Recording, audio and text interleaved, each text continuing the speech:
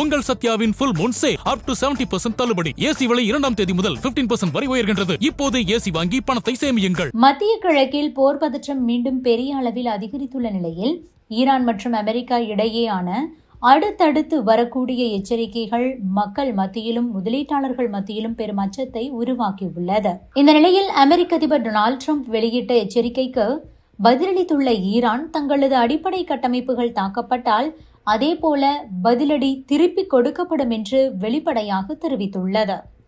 இது அமெரிக்க அரசுக்கு கூடுதல் நெருக்கடியை உருவாக்கியுள்ளது.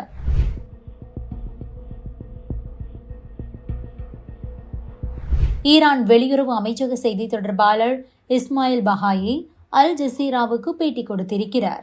அமெரிக்கா மேற்கொள்ளக்கூடிய எந்த ஒரு தாக்குதலுக்கும் ஈரான் சமமான பதிலடியை கொடுக்கும் என எச்சரித்திருக்கிறார்.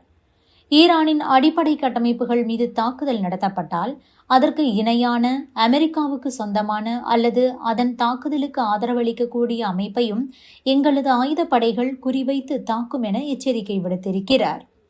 இது அமெரிக்கா இஸ்ரேல் மத்தியிலான தாக்குதல்கள் இன்னும் மோசமாகும் என்பதைத்தான் உணர்த்துகிறது. இதற்கேற்றாற்போல கச்சா எண்ணெய் விலை $114 வரை உயர்ந்திருக்கிறது. தங்கம் விலை கிட்டத்தட்ட 0.5% ஸ்பாட் சந்தையில் குறைந்துள்ளது. அமெரிக்கா மற்றும் ஈரான் நாடுகளின் அடுத்தடுத்த எச்சரிக்கை பதிவுக்கு முக்கிய காரணமாக இருப்பது ஸ்ட்ரெய்ட் ஆஃப் ஹார்முஸ் திறப்பு தொடர்பான பிரச்சினைதான். உலகின் முக்கியமான எண்ணெய் போக்குவரத்து பாதையாக இருக்கும் இந்த நீரிணையை திறக்க ஈரான் ஒப்புக்கொள்ளாவிட்டால் அமெரிக்கா கடுமையான நடவடிக்கையை எடுக்கப் போவதாக எச்சரித்துள்ளது.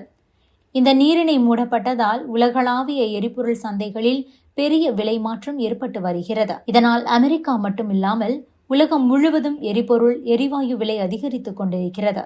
இது பொருளாதாரம், வர்த்தகம், வேலைவாய்ப்பு என அனைத்திலும் அடுத்தடுத்து பாதிப்பை ஏற்படுத்த துவங்கியுள்ளது. ஈரான் நாட்டின் எச்சரிக்கைக்கு முன்பு டொனால்ட் ட்ரம்ப் தன்னுடைய ட்ரூத் சோஷியல் மீடியா பக்கத்தில் என்ன பதிவை வெளியிட்டிருந்தார் என்றால், ஈரானின் மின் நிலையங்கள் மற்றும் பாலங்கள் போன்ற முக்கிய கட்டமைப்புகள் குறிவைக்கப்படும் என்றும், ஹார்முஸ் நீரிணையை திறக்கவில்லை என்றால் கடுமையான விளைவுகளை சந்திக்க வேண்டி வரும் எனவும் குறிப்பிட்டார்.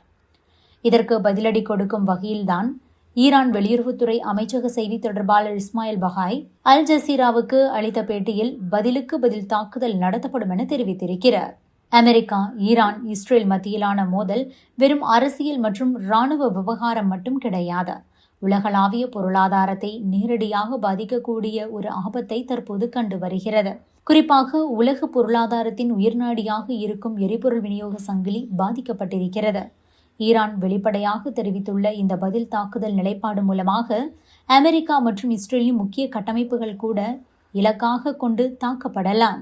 இந்த நேரத்தில் பாகிஸ்தான் பற்றிய ஒரு செய்தியையும் பார்க்க வேண்டும். போரை நிறுத்தும் பேச்சுவார்த்தைக்கு ஈரானுக்கும் அமெரிக்காவுக்கும் இடையில் மத்தியஸ்தம் செய்ய தயார் என பாகிஸ்தான் அறிவித்தது. இந்த நிலையில்தான் ஈரான் அடித்த அடியில் பாகிஸ்தான் கதிகலங்கி போயிருக்கிறது.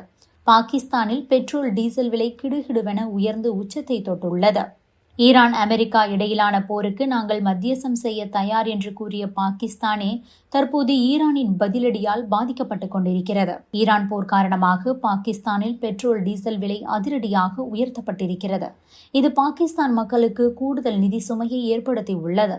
இது தொடர்பாக பாகிஸ்தான் பெட்ரோலியத்துறை அமைச்சர் அலி பர்வேஸ் மாலிக் என்ன சொல்லியிருக்கிறார் என்றால், 1 லிட்டர் பெட்ரோலின் விலை பாகிஸ்தான் கரன்சியில் $138 வரை அதிகரிக்கப்பட்டிருக்கிறது. இதனால் இனி 1 லிட்டர் பெட்ரோல் பாகிஸ்தான் கரன்சியில் $458 விற்பனை செய்யப்படும். அதேபோல டீசல் விலை லிட்டருக்கு $184 உயர்த்தப்பட்டு $520 மேல் அங்கு விற்பனையாகிறது. அதேபோல மண்ணெண்ணெய் விலையும் லிட்டருக்கு 34 பாகிஸ்தான் ரூபாய் வரை உயர்த்தப்பட்டு $457 பாகிஸ்தான் ரூபாய்க்கு விற்கப்படுகிறது என அறிவித்திருக்கிறார். பாகிஸ்தானை எடுத்துக்கொண்டால் அந்த நாட்டுக்கு தேவையான கச்சா எண்ணெய் ஐக்கிய அரபு அமீரகம், ஓமனிலிருந்துதான் அதிக அளவில் கொள்முதல் செய்யப்படுகிறது. இந்த நாடுகளிலிருந்து கச்சா எண்ணெய் ஈரானில் ஹர்முஸ் ஜலசந்தி வழியாகத்தான் பாகிஸ்தானுக்கு செல்லும். தற்போது ஹர்முஸ் ஜலசந்தியை ஈரான் மூடியுள்ளது. பாகிஸ்தானுக்கு கச்சா எண்ணெய் கப்பல்களை ஈரான் அனுமதித்து வந்தாலும் கூட போர் காரணமாக அந்த நாட்டில் தற்போது பெட்ரோல், டீசலுக்கு தட்டுப்பாடு ஏற்பட்டிருக்கிறது. இதனால் விலைகள் அதிரடியாக உயர்த்தப்பட்டுள்ளன. இது பாகிஸ்தானுக்கு புதிய சிக்கலை ஏற்படுத்தியுள்ளது. அடுத்ததாக அமெரிக்கா தொடர்பானது. விமானப்படை மூலம் நேரடி தாக்குதலை ஈரான் மீது அமெரிக்கா நடத்தி வந்த நிலையில் ஈரான் வெறித்தனமான பதிலடியை கொடுத்து கொண்டிருக்கிறது. இந்த நிலையில்தான் தாக்குதல் வியூகத்தை மாற்ற வேண்டும் என ட்ரம்ப் முடிவெடுத்திருப்பதாக தகவல் வெளியாகியுள்ளது. இது தொடர்பான தகவல்களை ப்ளூம்பர்க் வெளியிட்டிருக்கிறது. ஈரானிய வான்பரப்பில் அமெரிக்காவின் 2 போர் விமானங்கள், அதாவது F-15E மற்றும் A-10 சுட்டு வீழ்த்தப்பட்டதை தொடர்ந்து அமெரிக்கா தனது வியூகத்தை மாற்றியுள்ளதாக ப்ளூம்பர்க் தெரிவித்திருக்கிறது.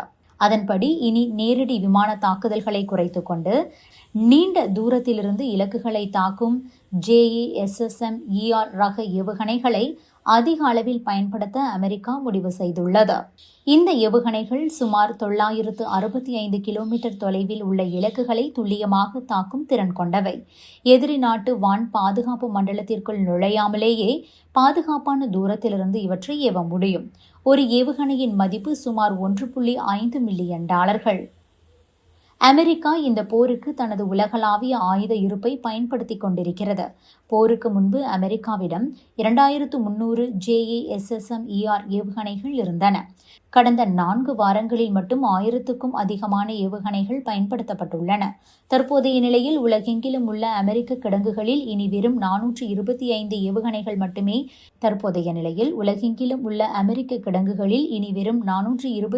மிசைல்கள் மட்டுமே மிஞ்சியிருக்கும் என தெரிகிறது. இந்த ஏவுகணைகளை மீண்டும் உற்பத்தி செய்து இருப்பு வைக்க இன்னும் பல ஆண்டுகள் ஆகும் என நிபுணர்கள் எச்சரிக்கிறார்கள்.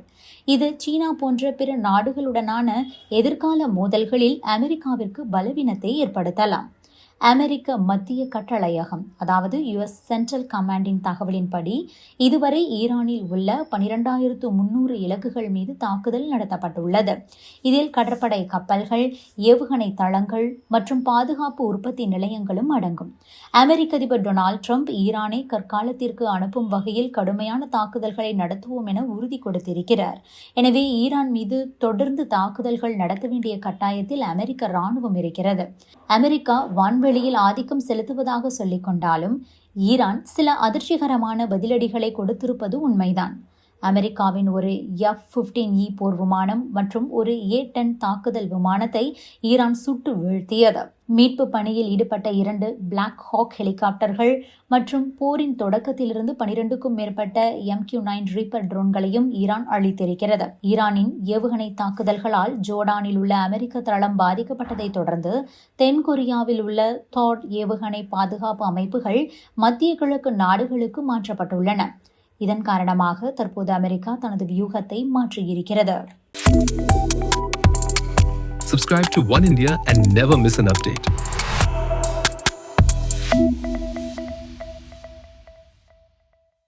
உங்கள் சத்யாவின் full moon sale up to 70% தள்ளுபடி. ஏசி விலை 2ஆம் தேதி முதல் 15% வரை உயர்கின்றது. இப்போது ஏசி வாங்கி பணத்தை சேமியுங்கள்.